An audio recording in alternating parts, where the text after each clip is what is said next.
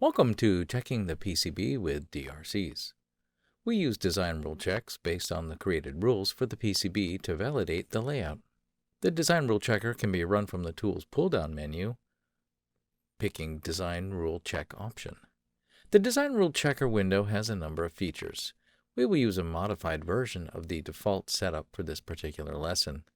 Clicking on the Rules folder, we can review which rules are enabled for the check and which are not. There are two columns, online and batch. The rules with checks in their boxes are enabled for that particular type of checking, whether it's online or batch. As a note for the DRC runs, the test point checks, signal integrity checks, and a few other rules are not enabled. In this case, we are not concerning ourselves with test points for this simple design. To run the entire suite of enabled rules, click on the Run Design Rule Check button at the bottom left. This will run all the rules and generate a report. Looking at the report, we see a summary and a more detailed listing of the errors found. Most of these errors were added post-final routing to illustrate how to track down and resolve some of the typical errors found. We see 4 rule violations, 1 unrouted net, 2 minimum solder mask slivers, and 1 silk-to-silk clearance error. Scrolling down, we can view more details. Clicking on the unrouted net, we jump to the PCB and are zoomed into the violation. Note the connect fly line. This indicates a missing connection. To fix this, we would simply add a trace between pins 4 and 2 of J1. We could march down through this short list, but normally there'd be many violations. We can use another panel and step through each possible error one by one without jumping between the verification report and the PCB. To do so, click on the Panels button, and then select PCB Rules and Violations panel. Moving to the PCB Rules and Violations panel, scrolling down to the Unrouted Net constraint, we can review the violations by clicking on the entry in the panel. Clicking on the Unrouted Net constraint rule, we see the current violation in the bottom pane of this panel. Double-clicking on that entry opens up the Violation Details window for this rule with more information. To locate the error, click on the Jump button and then click on the Highlight button to momentarily highlight the violation. Click OK to close the window and route the missing track.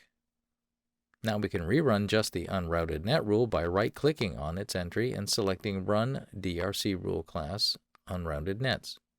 Now we see there are no unrouted net violations, and the error marker is cleared. Clicking on the silk-to-silk clearance rule, we can run this rule and check the design. We see 1 violation. If we had not run the batch DRC check before, there would not be any violations showing without us having to run the rule. Clicking on the violation, we see that the J1 and the pin 1 text are too close to each other. Let's move J1 away and then rerun the clearance check. Did you notice when we moved J1, the violation was cleared in the lower pane of the window? That's because this rule was enabled for online or live checking. Once the violation condition is cleared, it no longer shows in the panel, and we can continue to move on checking other errors. Looking at the minimum solder mask sliver constraint, we see 2 entries. Double-clicking on one to see the footprint for the oscillator does not meet the minimum gap distance between pads. In this case, we will employ a waiver as this is already a validated footprint. Check the Waive This Violation box and if needed, fill out the reason and hit OK. Now we see a new pane for waived violations. Here is the waiver that we just added. Let's go ahead and waive the other violation for the oscillator pads. Scrolling up in the Rule Classes pane, we come to the clearance violation. Right-clicking on the component clearance constraint and then running the check, we see C1 and J1 with green error check markers. These appear far enough away from each other on the PCB, but if we select J1, we see that its footprint has a larger body than we would expect. The simple reason for this is the body is a default 3D model.